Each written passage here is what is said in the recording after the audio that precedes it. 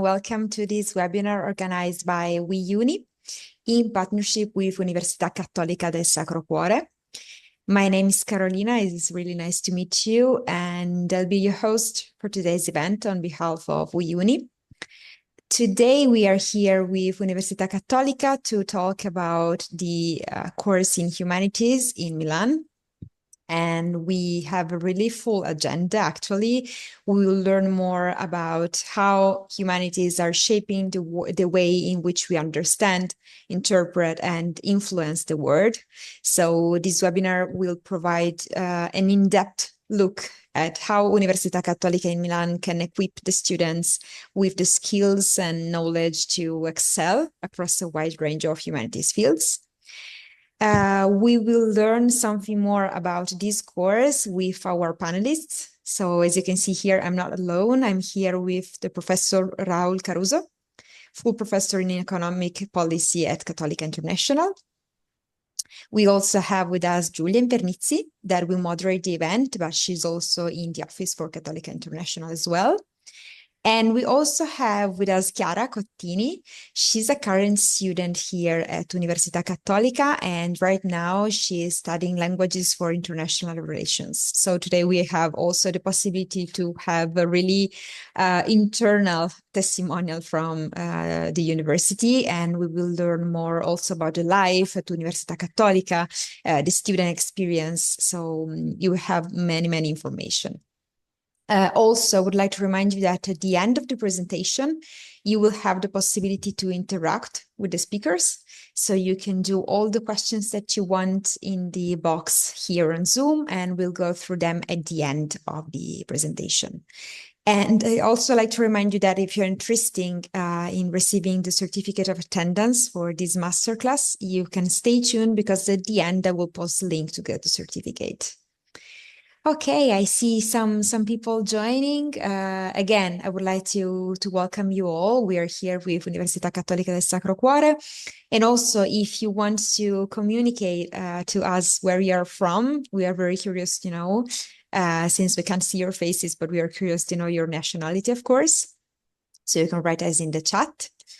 So since we have a really full agenda today, I think that without further ado, I can now leave the floor to Giulia for the presentation, and to Professor, of course, and to Chiara. So enjoy this webinar. See you later. Thank you. Thank you very much, Carolina.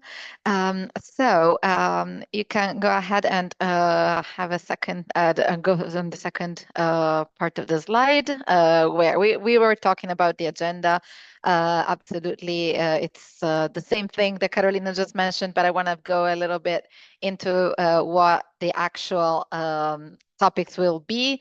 So we are going to be talking about Università Cattolica. Many of you may not know us. So that's why I always start with a little presentation of what the university is. And then I am going to go through the humanities toolkit. So before looking at each individual program and what Cattolica can offer in terms of humanities programs, I want to give you an overview of what the toolkits are, the toolkits that you can get when you study a humanities degree. And then we're also going to go through the faculties, because humanities are a really huge subject area. So there is a lot of faculties involved in this. And then we are going to have a program spotlight, because Professor Caruso is also the coordinator of the first of this one of these programs that we're going to go through, which is the Masters in Languages for International Relations. So that's why we are going to go deeper into this, because we have the honor to have him with us. And then we're going to go through the student perspective. So we're going to ask Chiara about her life, student experience and everything. So yes, we can go ahead and have a look at the speakers for the event. Carolina. I forgot to put the the picture. I'm sorry, but yeah, just to let you know, I am the moderator of today, and I work for the International Marketing and Recruitment Office here in Milan. I already introduced Professor Caruso and Chiara, so first year student in the master's degree in languages or international relations, and well. Without further ado, I think I have to go through the first point of our presentation, which is who we are. So, Università Cattolica is the largest known state university in Europe, meaning we are a private university. We have 5 different campuses across Italy. Today, we're going to focus mainly on the Milan campus because that's where most of our humanities degrees are taught. We have a really long history, especially being a private university. We were founded in 1921, so it's more than a century. And that's why we grew over the years and we reached 12 different schools. So we added schools on schools and schools. And then at the end, we have 12 different schools, faculties spanning from agricultural and food business to psychology and going through all the humanities, the medicine. So there's a lot of things that you can basically study if you study if you study in Università Cattolica. One thing that we're really, really proud of is that we have a lot of international students and a lot of overall number of students. We say they're the largest because of the number of students that we have. But we, as the International Marketing and Recruitment Office, we strive to get as more international students as we can to join our classes and our courses because we think it is the most important thing that we can give to students, the possibility to go deeper into other cultures, to go out of their comfort zone, etc. We also do so with our partnerships with other universities outside of Italy as well. It's more than 500 universities that we talk to and we collaborate with every day. Well, the result, of course, of having this big university is that you have a lot of programs. What we are very proud of is the number of programs that we can offer in English, especially at a graduate degree. We offer more than 40 English taught programs, so completely taught in English. And also at an undergraduate level, we are counting more than 10 now. We do remain an Italian university as well, so we do also have a really big choice of Italian taught programs at an undergraduate and graduate level as well. Today we're going to focus on the English ones. Okay. Um, then, why Cattolica? I would say for the reasons I mentioned above. So we are private. This means that we have lower student to teacher ratio in general compared to public universities. We have higher funding for research and for student services, meaning that the funds that we have, we spend them to improve the quality of your stay, but also we fund research with the money that we get, basically. And also the third, but not least, actually, a reason because why Cattolica would be a good choice would be the usually especially in Italy, private institutions tend to be more connected to the job market, and that's we are no exception in this sense. So why the reason why we are deeply connected is that we have a long history, of course, of partnership with the private sector and the public sector, but also because we strived to build campuses with that could provide an integration within the local community that we are in. So basically, we built a campus in Milan. Milan is the capital, the economic capital of Italy, and we decided to start our economics school here. For instance, we decided to start our humanities school here because of the amount of opportunities that we saw into the Milan the Milan community, okay, Milan and Lombardy as a general region. Also, what we do is, of course, we try to integrate with the local communities, but we also try to give back to the local communities. So we try to host as many international students as we can to, give a broader perspective to the Italian students that are, as of now, the majority of our students, but also to our to the companies that collaborate with us, to the entities that collaborate with us, also at a state level. Well, the two things that I mentioned, so the fact that we're private and the fact that we build to connect the community and the faculties, it does give a lot of, it does give a proof of our excellence in terms of academic life and academic results. So we are going to go through a slide later about our rankings, and you're going to see we rank really high.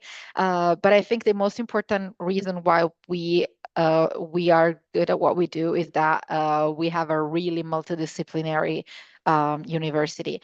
Because we can do that, we are less specialized as I would say other universities in Italy, but because we have a lot of courses, a lot of subject areas, but you can intertwine, and there's a lot of courses that are made in collaboration between different faculties and schools.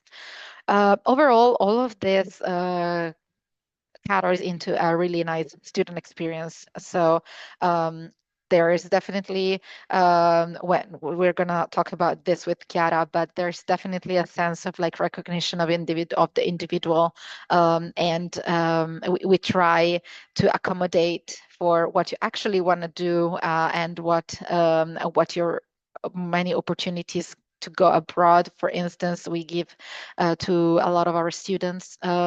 We also have an international student office specifically for international students.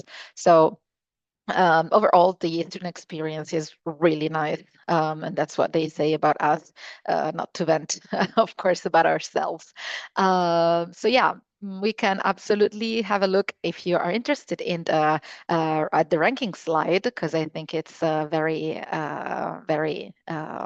nice to see how we rank. So we are ranked in the top 150 in the World University Rankings in 2025, and in the top 350 in Times Higher Education rankings.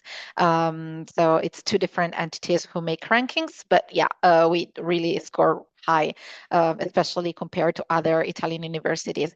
What you see with an asterisk are the schools that are top 5 in Italy according to the QS World University ranking. And also you can see with the underlined subject areas are the ones where we have programs all taught in English. So I think that is I would say, a pretty good explanation of why our academic life and our university are so renowned in Italy and Europe and worldwide. But also, I think the other slide that we are going to look at right now is a very important one. We are going to see how we rank in terms of employability. And Carolina, please, if you want to go ahead. I would say that this is one of our most impressive rankings. So we are top 5 in Italy for employer reputation, and for the university, as for what regards the internship agreements, the companies registered, etc. All the numbers that you see, and the companies that whose logos you see here. Of course, they are something to be really proud of in terms of what we do. And how we are connected to the job market. So thank you. We can absolutely go ahead after going through all this rankings to talk about Milan a little bit, because we were talking about how we have 5 campuses, but one of the biggest campuses, actually our biggest campus, is the Milan campus. why did we decide to start a campus in Milan? Because it's a modern city, a progressive city with a lot of commerce, with a lot of business going on. It is the headquarters to many of Italy's multinational corporations and also world famous brands who decided to establish themselves in Milan. It's also the fashion capital. I think everybody knows this. And also it is located strategically in one of the regions, which is Lombardy, which is one of the most productive regions in Italy. So it generates 24% of Italy's GDP alone. Not only because of Milan, fortunately, because we also have a lot of other cities who contribute to this particular data set. But yeah, and also in the 2026 ranking, it's one of the best Italian cities to study in.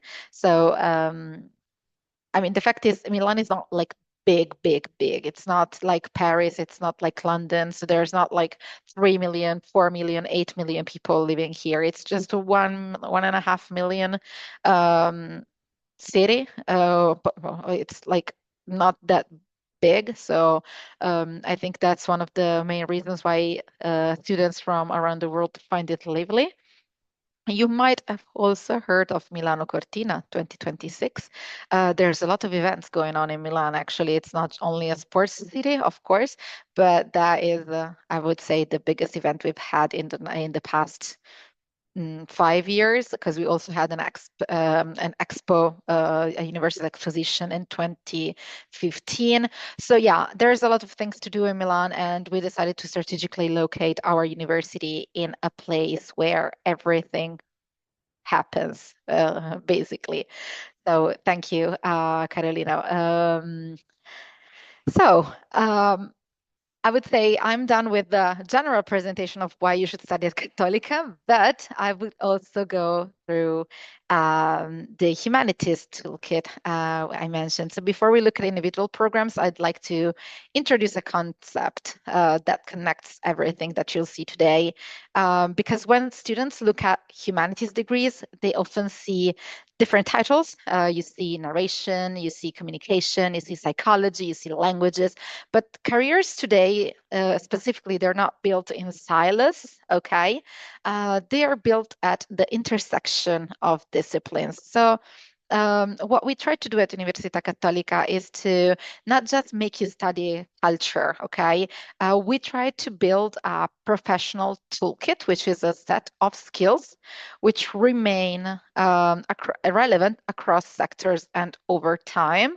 And we call it the Humanities Toolkit. And it's built around this 4 key competencies and skills that you're seeing in the slide.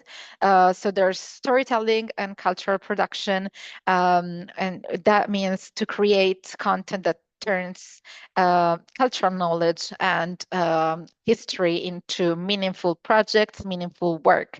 Then there's strategic communication, when you learn how to communicate, to choose the channels to communicate in, and align the messages with the firm's, the company's goals, the organizational goals. So that's something that you definitely wanna go into if you like going to. Well, if you like strategic communication, if you like this part of the humanities, I would say. Then there's human behavior and decision making. You see, and we're going to talk about this later, but psychology and behavior really shape how consumers choose, and how you can choose how to influence this. You can study how to influence this consumer choices, and also you can understand a lot about the well-being and the sustainability when you study human behavior and decision making, and you can try to redirect this the choices that consumers and humans make based on this. Then there's languages, diplomacy, and AI. Well, of course, you can, in this particular tool, it is to master the languages as tools for international relations and also for technology, because we're going to see there's two different sides of this. Each faculty, as we said, strengthens one or more of these skills, and we're going to go deeper into how each program becomes a different way to build this professional profile through this toolkit that we try to give you. But yeah, let's start from the storytelling and cultural production, which Carolina, please go. Okay. So we said that we live in economy, it's known that we live in an economy where attention is scarce, and it's going to be scarcer every year because of all the information overload that we have. The ability to build narratives, to create compelling content, and to turn culture into project is a professional advantage right now. Okay, so it matters specifically in Milan because Milan is one of the creative hubs of Europe, and this skill in particular connects to industries like publishing, film, digital content, creative content, and this I think is important to know. So what kind of careers I would say would you go into if you choose to develop this particular tool?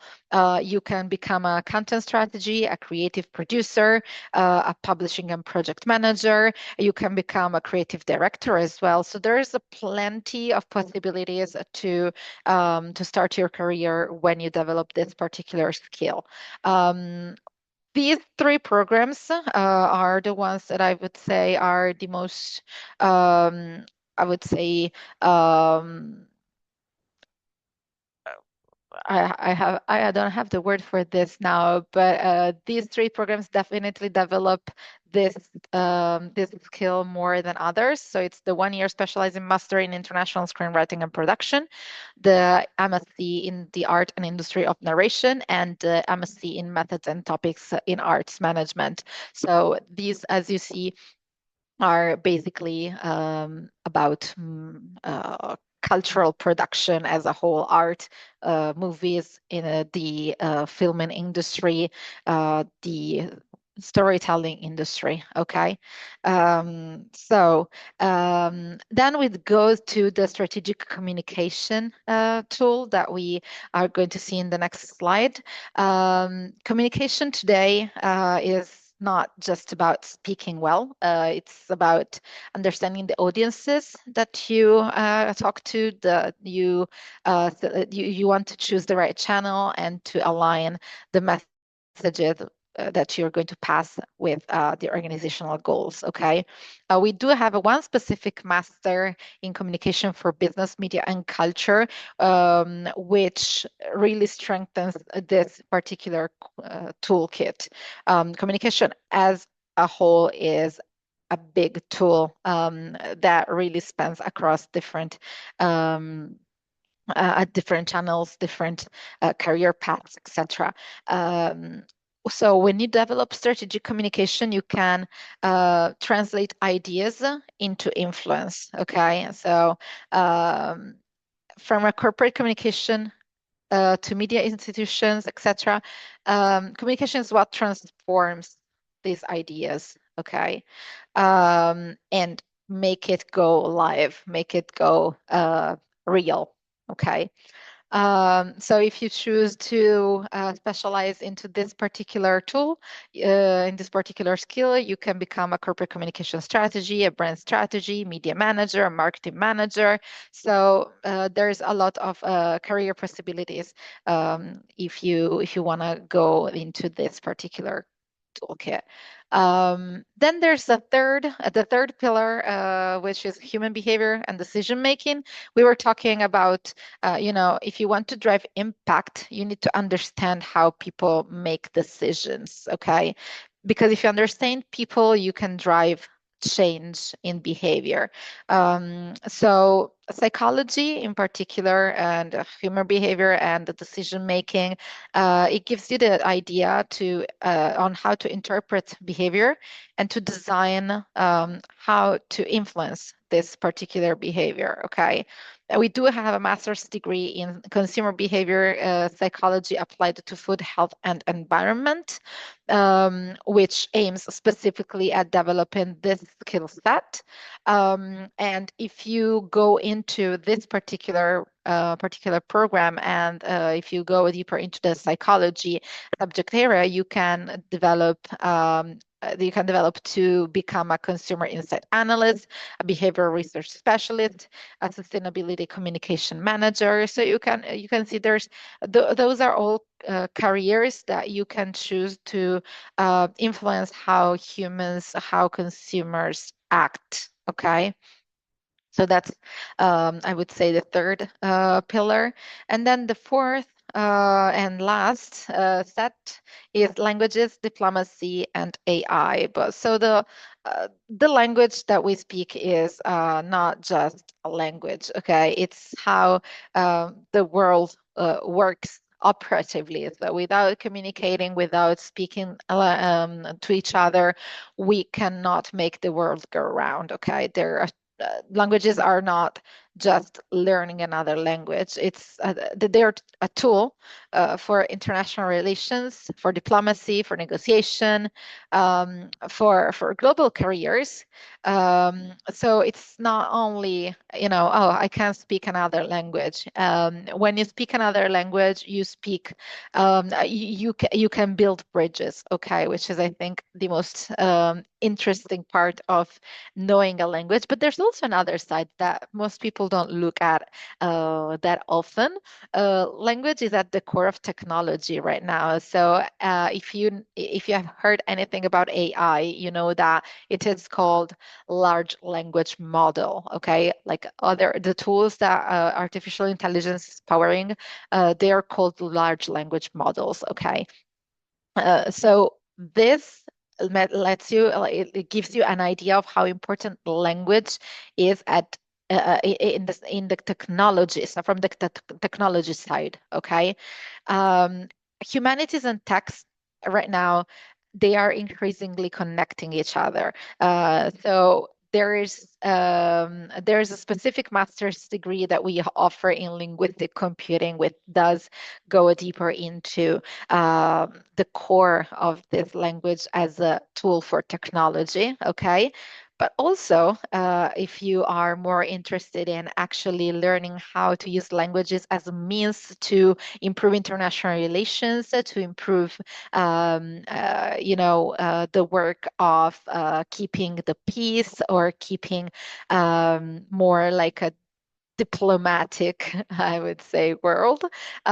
We do also have a master's in languages for international relations. We are going to talk about this specific master in a second. But just to let you know, like, just developing this one tool, okay, um, even the other ones are very important, but just by developing this one tool, you can go into international relations, you can go into AI, you can go into a tech, the technical and ethical part of AI as well.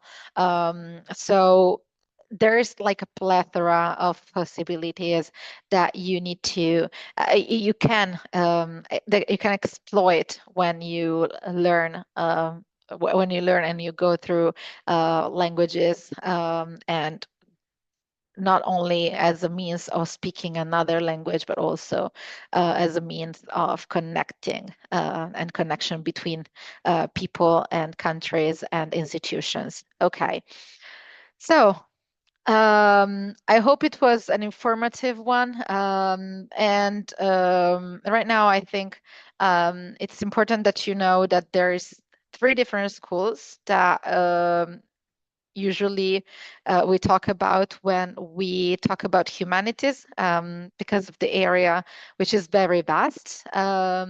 So I would start with the School of Art and Philosophy, just because I started with the first part of the toolkit with storytelling and cultural production. So I'm going back to the School of Art and Philosophy. Um, the school represents one of the most historical foundations of our university. It's one of the ones that we founded before any other school in our university. And it combines cultural depth, critical thinking, and strong links to the creative industries. So I think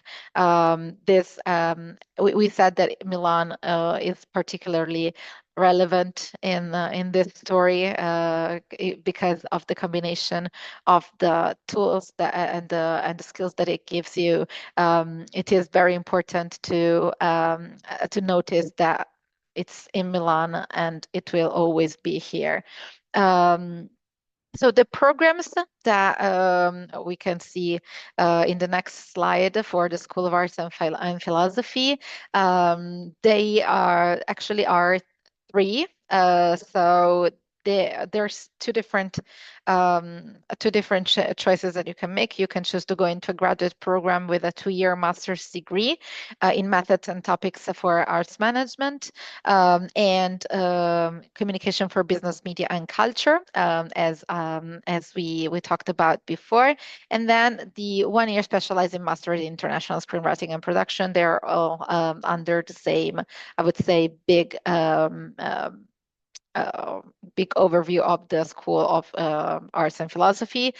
These programs, I would say, are ideal for students who are interested in cultural institutions, media, publishing, creative production, corporate communication. And here in this particular faculty, the humanities toolkit skills that you are most likely to develop are storytelling and strategic communication. So it is, these programs are all about understanding culture and transforming it into professional projects and professional careers, of course. Then we have another really big school, one of our most, I would say, highly ranked schools among the 12 that we have. It ranks within the top 150 in the world, so it's a really huge result. It's internationally recognized, actually, and there's a lot of students who come to Cattolica because of the experience of study in psychology in Cattolica.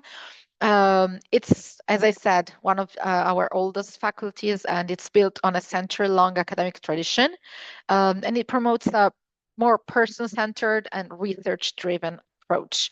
I think this is particularly because our founder, Padre Agostino Gemelli, loved psychology, and he was convinced that it was the way to understand the world around.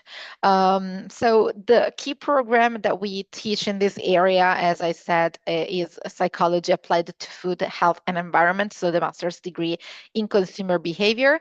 And this program applies behavioral science to real-world challenges such as sustainable consumption, food systems, health decision-making. So here, of course, we go back to the second pillar that we were talking about, okay, the second part of the toolkit, the human behavior and decision-making tool. So it is ideal, this program in particular is ideal for students who want to combine science, neuroscience, psychology, and a real world impact. Okay.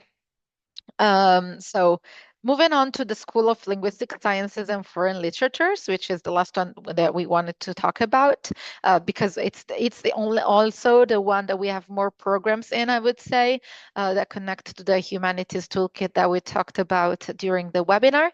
The school brings together advanced language education, international students, international studies, and increasingly, as I said, technology. So language as a means to make technology better, work better, and understandable.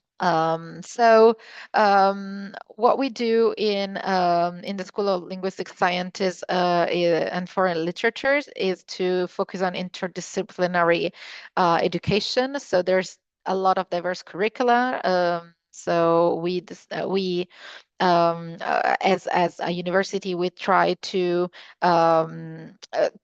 make sure that because of the many programs that we have, they collaborate together to offer you an experience, an educational experience that most other universities probably would find hard to deliver. Okay, so. Moving on to the programs that we offer, as I said, the graduate programs that we offer in Milan would be the master's degree in linguistic computing, the master's degree in the art and industry of narration, and the master's degree in languages for international relations.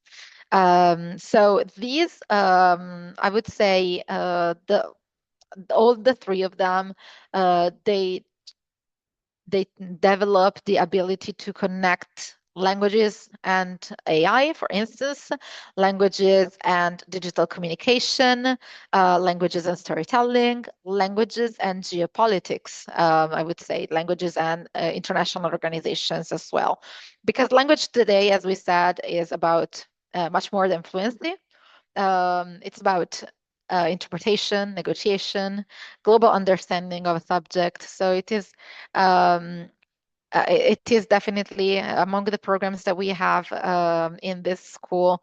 It is always important to keep in mind that we try to give you a skill that goes beyond just speaking a language or understanding what linguistics means. Okay.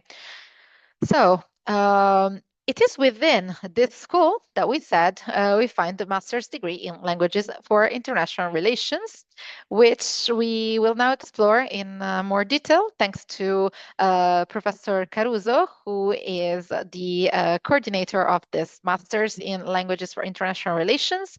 I would say that it's time for us to start with the first question. First of all, thank you, Professor, for being here today. Would you like to tell us what makes the MSc in Languages for International Relations distinctive compared to other international relations programs? Thanks. Good afternoon. Hi, everyone.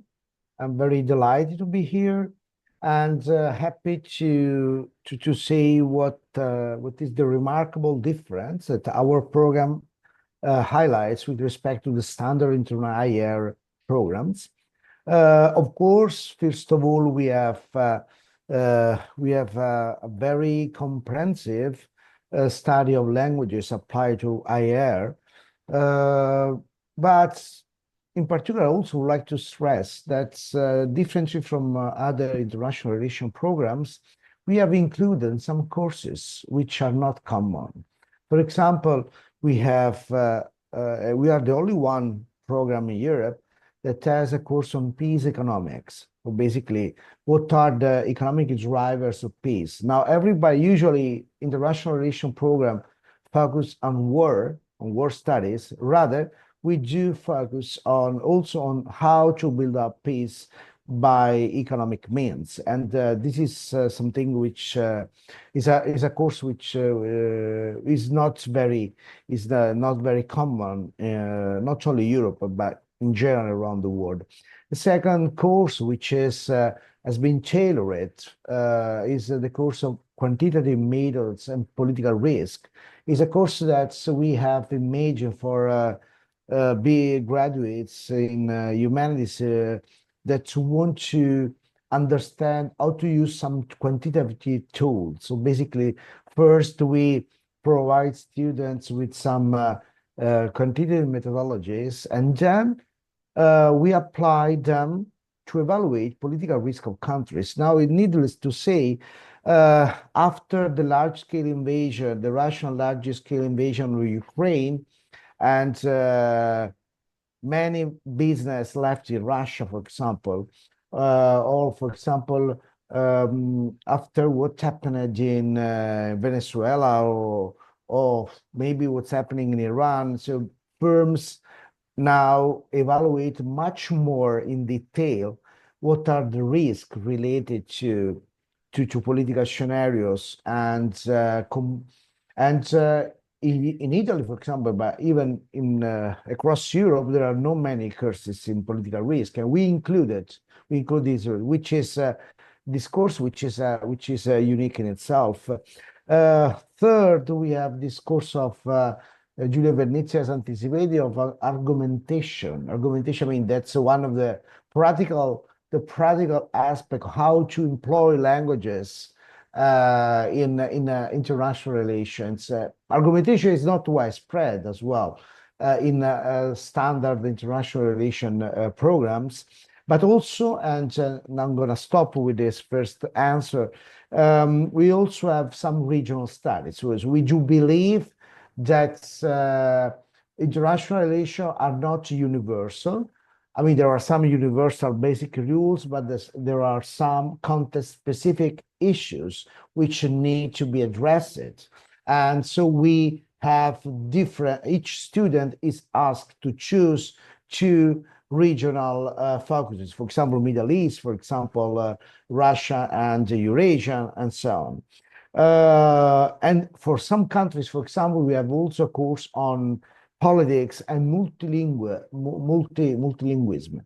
That means that the countries which are quite heterogeneous and diverse within, and we do capture such diversity through the by taking into account the languages spoken in this country. So just to finish with the first answer, I mean, our program is quite different from standard international relation programs, and incorporates much more culture and context-specific habits and mediated through languages, which become instruments of predictability in international relations. Thank you very much, Professor. So, according to your idea and what you have just said, what type of student profile is the best suited for the program? In my perspective, this program is very well suited for students, for two types of students. Students of humanities that want to deepen political aspects of globalization in general, of international relations, but aspects which are grounded on culture and languages and of different countries. Second, for students who got already a BA in international relations or political science, but that have not depend in the BA or cultural linguistic aspects, as well as aspects related to private sector issues. Of course, when I mentioned political risk, for example, I had in mind that the private sector needs much more some instruments to evaluate political risks with respect to governments that do every day in their ordinary business. But for firms, it's time to depend this. And the students also, so the students that want to go into some firms in the future need to have these kinds of skills. Okay, thank you.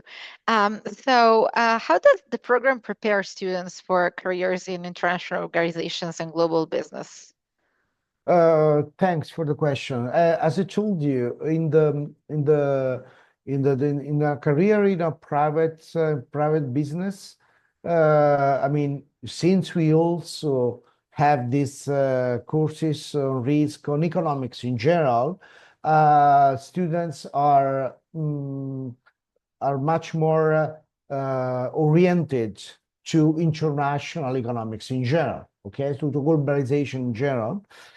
And also within the argumentation course, of course, we have such the part of negotiation, which is crucial if you work in a private firm, in a private business worldwide. And also in the courses about the advanced courses on languages, we have parts devoted to how to interact into a private conversation with businessmen or top manager. When we present the program to the students, we always say that the best negotiation is the negotiation done in the language of your partner, of the people you are meeting. Okay, so basically this is something that which is then incorporated into the languages course. So if you study Chinese, for example, there is a part of the course which is devoted to how to negotiate, how to close negotiation by using Chinese, and not the worldwide use English. With regard to international organization, since we keep the standard baseline courses on international relations, our students are adding some economics. Our students will be able to join international organization. There are many students who already have started with internship in IOs across Europe in the latest 4 or 5 years. So that means that our program turns to be on the spotlight in the eyes of some international organization. I also like to add that students can also, after our master, join fruitfully a PhD program, which, because since the program is quite interdisciplinary, and many PhD programs now across Europe and in the world are turning to be interdisciplinary. Our master is also very good in our perspective, but is a very good pillar before a PhD on these topics. Okay, thank you, Professor. Just one last question. In today's AI-driven and geopolitically complex world, why are language-based and intercultural skills more relevant than ever? Yes, because you mentioned artificial intelligence.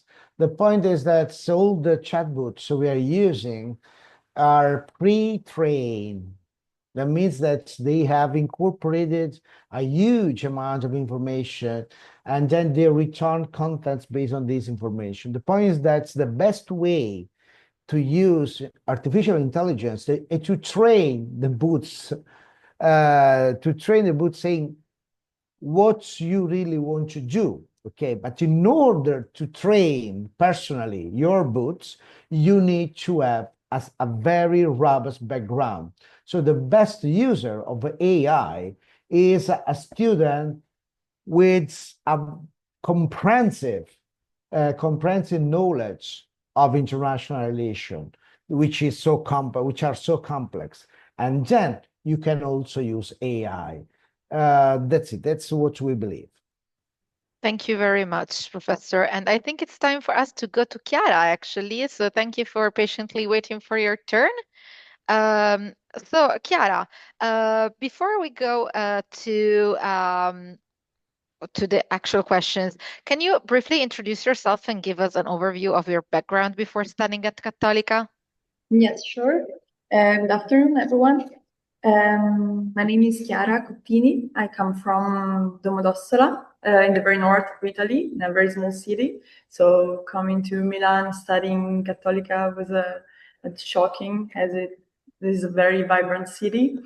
I graduated in languages and communication for business and tourism in Valle d'Aosta University. And after an internship in the Valle d'Aosta representation office in Brussels, I decided to study international relations, but without giving up to languages. Okay, thank you very much. So why did you choose this course at Cattolica over the other programs in languages for international relations? What languages are you studying also? That's another question, because you see the program here in year 1 and year 2, it requires 2 languages. So, as the professor said before, I chose this course compared to others because it was more focused on international relations rather than international cooperation, the classic international cooperation course. Because it gave me the opportunity to focus also on the other languages. I've always studied French and German, and the fact that this course is also entirely taught in English gave me the opportunity to continue studying these three languages. Okay. So how has your Catholic experience been so far? Like, what is one thing that you did not expect and that positively surprised you about Cattolica? My experience has been very positive so far. The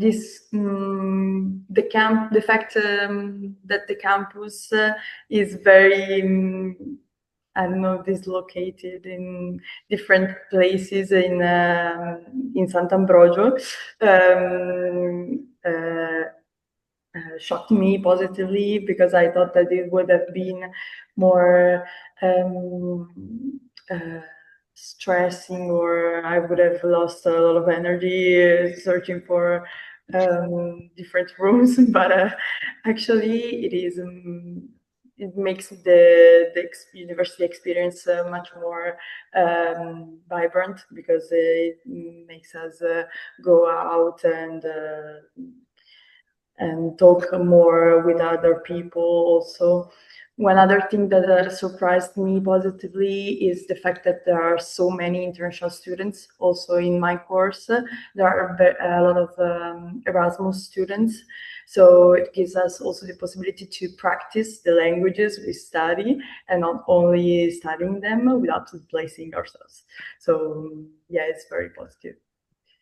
Thank you. Last question, actually. So what would your advice be for a student who is considering this program?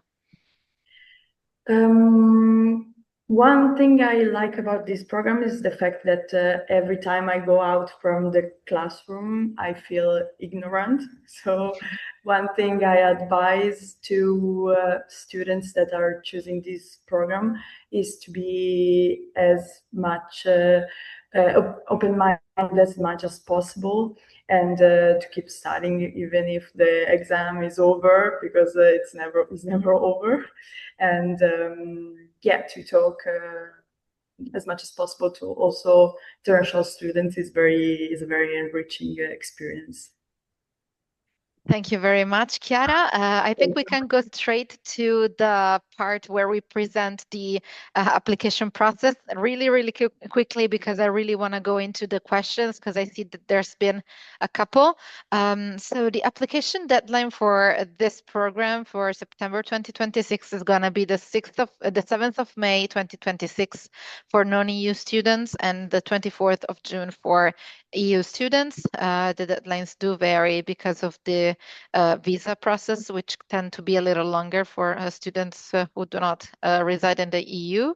The tuition fee for this program in particular is 6,850 euros for EU students, and 9,370 for non-EU students. But remember that we do also have a scholarship, which is called UCSC International Scholarship, which reduces the fee to 6,400.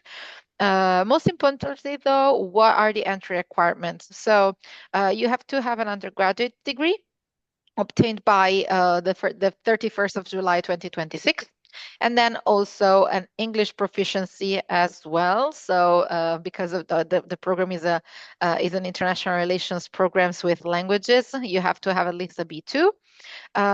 Also, you have to demonstrate proficiency in a second language at the time of admission. There is a dedicated section on the website on how to demonstrate the first language and second language and the proficiency in both. So please go ahead and scan the QR code. You can absolutely look at the details on our website. Then who can apply. We accept applications for from people who with a bachelor degree in modern languages, cultural, linguistic mediation, international relations, global or regional studies, international development. So quite a multidisciplinary program, calls for multidisciplinary students as well. So that's, I would say, the one thing that I wanted to say the last before going to the Q&A section. So thank you very much. And Carolina, we can go to the Q&A, I would say. Perfect. Okay. Thank you so much for the presentation and for the really full information that we received today, and also for the testimonials of Chiara. I see some questions here, and I think we can go straight to the first one. That is, if you also have a PhD in communication, other than the master's degree. I'm not sure about this because we don't follow PhDs in particular. So you're welcome to have a look at the website and see like the national website, actually international.unicat.it is our website, and then there's another website which is called unicat.it. And there you can find information on all the PhDs that we offer. Great, thank you. And also, another interesting question is about the ratio of Italian students and international students at Languages for International Relations, if you have an idea of the average of the students. Yeah, let me just go ahead and have a look because we have a lot of programs, so I don't remember all of them by heart in terms of like the size of the class. But we do have this information on our website, and I can absolutely go check it out for you, unless Professor Caruso remembers. But the goal for 2026, 2027, if I'm not mistaken, let me see, was to have like 20 international students, if I'm not mistaken. Let me see. Do you remember the class size that we were aiming at, Professor?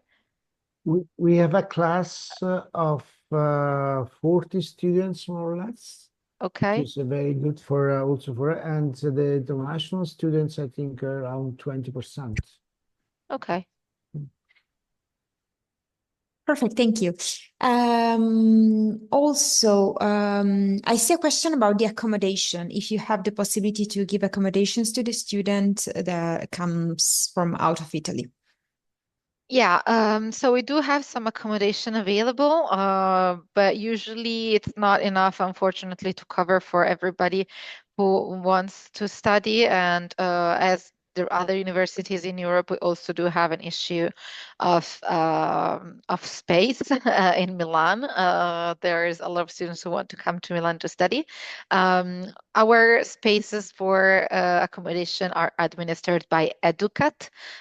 So you can find more information about how to apply for this particular solutions on educat.eu, which is the website dedicated to our Educat entity. You can also go on our webpage, as I said, international.unicat.it. There is some information on how to find accommodation if you are not considered for the Educat accommodations. Perfect, thank you. I also see a question about the scholarships, if you have any scholarships for the international students. Yeah, so as I mentioned before, there's a scholarship which is called the International UCSC Scholarship, which reduces the fee of the masters from 9,000 something euros to 6,000 and something euros. So that's a big opportunity. Also, there are other scholarships which are based on merit and income, both of them. So you have to go see what the requirements to get the scholarships are on Educat as well, because Educat is basically the entity at Università Cattolica which takes care of everything related to students, from accommodation to actually cafeterias to scholarships. So yes, you can go ahead and have a look at Educat as well. Just remember that Educat scholarships may vary from year to year because it depends on the availability of of these scholarships, and usually they are granted after you are admitted and after you start the program. So you have to be basically willing to pay the full tuition fee, and then if you do get the scholarship, you're gonna get like a discount on the other tuition installments, basically. So you have to pay the first installment, and then there's going to be another installment, and then maybe in like November, December, if you get the scholarship from Educat, then they're gonna waive part of the fees. Thank you so much. I see two questions about the one-year international screen writing program. And the first one is, what are you expecting in portfolio for the application?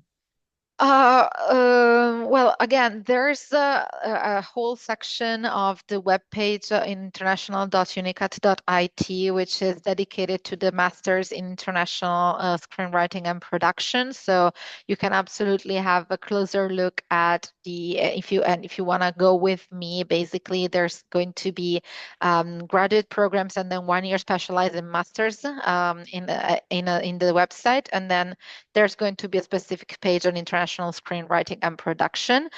You can see under the admission and tuition section of this website in particular, what are the entry requirements, okay, for this particular one. And actually, you can see what what qualifications you need to bring up in order to be admitted to international screenwriting and production. And also, I think that they can check also for the possibility of career path after the course of, okay, perfect. Yeah. Because I see another question about the future after the 1 year course. Okay, great. Also, another question that is not really related to the humanities courses, but to be related to Catholic, of course, is if you have any courses related to finance. Yeah, we do. There's a lot. Again, I think there's like 4 or 5 different courses like within the subject area of banking and finance. So you can absolutely go have a look at that on the website as well. There's, I would say, plenty, both graduate and 1 year specialized in master's programs. Thank you. And an interesting question here is, in your opinion, what is the most undervalued skill that a humanities degree provides for today's global job market? I would ask Professor Caruso if he wants to answer this. Yes. The most underrated, yeah, it's a very good question because there are many, because we just went beyond one historical trend which stressed the hard competences. Now it's time to there is a large room for humanities, because there are 2 skills which are developing. One is how to communicate properly, with people in the rest of the world. Second, how to elaborate properly text and reports. I mean, the world now is run through reports, for example. Okay, so one of the most underrated is skill is that of writing properly writing properly, accurately reports. And this is something that's only a comprehensive study with a serious humanities background can provide. So this is my perspective. Perfect. Thank you so much. And does the institution offer Italian courses to learn the language for international students? Yeah, well, we do. Actually, there is a particular entity in Cattolica. We have a lot of entities, by the way. One of them is Zelda, and they do offer Italian courses here in our campus. So yeah, the short answer is yes, you can absolutely study Italian here. And I see two similar questions about the possibility to do some networking. If you organize any events or any specific moments in which the student can do networking, maybe knowing new realities, some other, partnership with industries. Well, yeah. Well, for students themselves, especially when they start their career here in Cattolica as students, we do have an international welcome event, which is by itself for students who have already had their bachelor's degree in other universities outside of Università Cattolica. It's a really nice place to start growing your network, because one thing that I want to underline about this is, most of the times it's not going to be like the professor or the host that you're going to find at one specific class, which ends up being useful, I would say, for finding a position. It's probably in the medium/long run, it's going to be your classmates who are going to be your stronger network, your strongest network ever. I myself, I come from another private university in Milan, and I still have a lot of contacts with my classmates, and actually, I never had to actually look for a job, because I had connections with our classmates, I mean, with my classmates, okay? And they kind of they started working somewhere, and I was asking, where are you working? How is your job? And are you actually hiring or stuff like that? So don't underestimate the power of networking with your peers, first of all. Secondly, it depends on the program, but some programs that I mentioned, they do have a lot of hosts during the year. So there's industry professionals coming and teaching in your classroom that you can network very well with, because of the small size of the classroom, and also for the masters in international in languages for international relations. Professor Caruso said there's 40 students, so it's a really, really small class compared to other universities. Take advantage of that. You can talk to the professor. Students know the professor. Students talk to them. You can talk to the hosts that usually professors invite over for specific business cases, stuff like that. So yeah, I would say there's opportunities for networking everywhere. You just have to proactively think that they're networking and not just having a coffee with one of your classmates. Perfect. Thank you so much. And also, I see another question about the possibility to work or do an internship or sort of a work in campus for the students, if you have any possibility. Yeah, we do. There's a section of there's a portion of our students who actually collaborate with the university. We call them student workers, and there's a specific procedure, but right now I do not want to go into the basics. If you are interested, we can absolutely have a talk about that. Perfect. Thank you. And another question that maybe can be addressed also to Chiara is if you could give one piece of advice to an international student arriving in Milan for the first time, what it would be?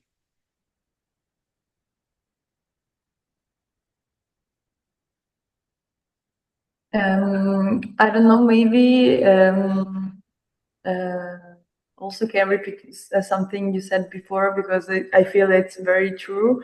The fact that Milan, even if it seems big, it's not that big. So it has also positive sides of a small city.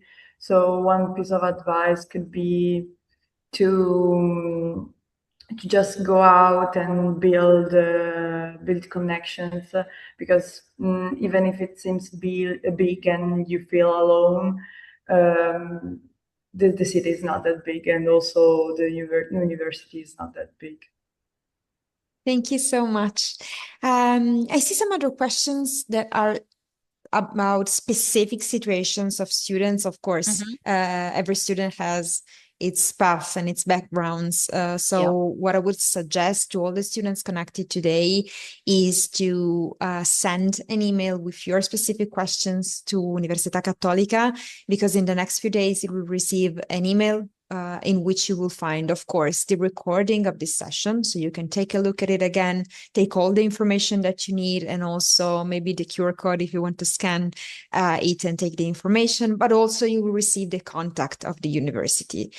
So if you have any specific questions that maybe also pop up in your mind later after this webinar, you can write to the team, and of course they're all really kind and available, and they will answer to your questions.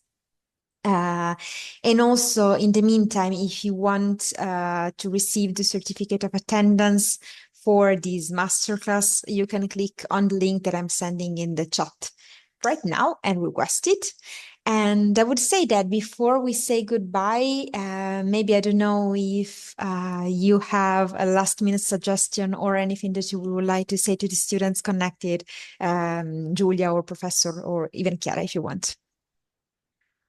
Well, I would say if you have specific questions that we haven't covered in the webinar, I know it was a lot of information, so thank you for staying this long. If you have specific questions, you can absolutely redirect them to our email, which is international.inquiry@unicat.it. If I'm not mistaken, we did have one last slide with our contacts. If I sent it over, oh, I didn't. Okay, good. My mistake. But yeah, it's international.inquiry@unicat.it. We also have a phone number that you can find easily online, actually, the international office. So yeah, I would say, yeah, this one. Thank It's you. here. Sorry, Yeah. my fault. It's okay. Don't worry. It's okay. So yeah, you can absolutely have you can absolutely go and write an email to this international.inquiry@unicat.it email, or yeah, you can absolutely send us call us on by phone during office hours. We are really really happy to help you. Perfect. Okay. Professor, anything you want to add to the future student? The only thing I would like to say is that I hope to welcome them quite soon in Milan. Betting that if they choose us, it would be one of the best choices I've ever made for them. Perfect. Thank you. Thank you so much for, of course, to the panelists for their presentation and their presence today. And thanks, of course, to the students connected for being here with us today. Of course, we hope to see you very soon, and we wish you a really wonderful rest of the day. Thank you so much, and goodbye. Thank you. Bye-bye.